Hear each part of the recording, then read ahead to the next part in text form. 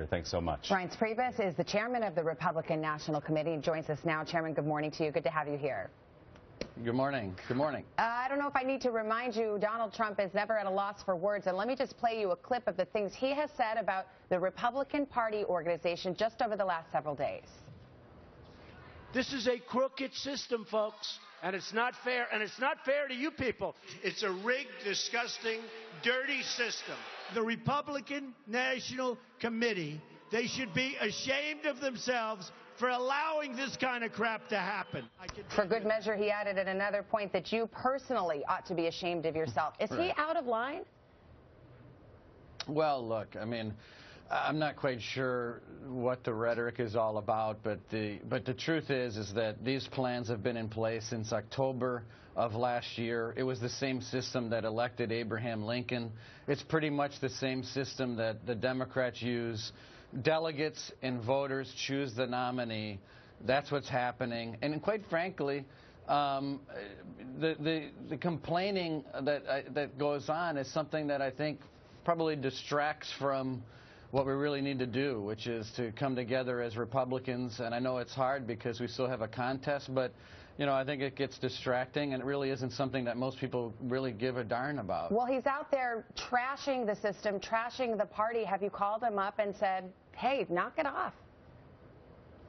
Well, look, we talk a lot, Savannah. I talk to all the candidates a lot. It's not like a secret that we communicate with all the campaigns, and we're communicating. But when someone publicly calls you out, I think you also publicly have to say, wait a second, here are the rules. They've been in place for a long time. Even your reporter, Peter Alexander, has said the same thing. And that's all we want to do. We just want to make sure that people understand that these are rules that have been available. They're out there. They're submitted by all of the states. The RNC doesn't write these rules. The states do. And each state, in many cases, has a different way of electing delegates. And you have to go into each state and learn the rules and run. And quite by the way, he's done well. I mean, he's received a greater percentage of delegates than the popular vote. So, you know, I think in the end it works just fine. But, Chairman, he's not alone in thinking that this system is a little odd, one where it's party activists and delegates who choose the president and not the voters. There was no caucus, there was no primary in the state of Colorado.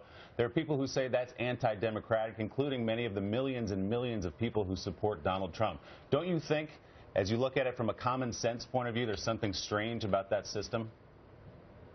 No. I mean, what about caucuses? Is that strange? I mean, who's to say that, you know, a primary is the only way to choose delegates? Some states use a convention.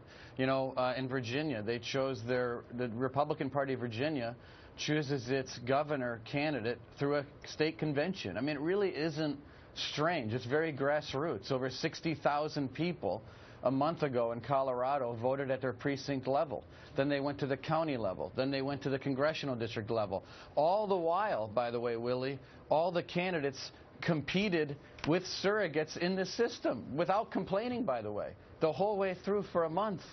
So I think it's a little too late to complain after the fact that a particular state's process isn't something that you like. Now, what is true, the system can be changed, but it has to be changed at the convention if people want to change it with the delegates. That's how our rules are written. I don't write the rules for the Republican Party. The delegates at the convention write the rules for the Republican Party. All right. Well, Chairman Priebus, we're out of time. We'll have to leave it there, but thank you for your time this morning. You bet. Thanks, Chairman. Quick reminder.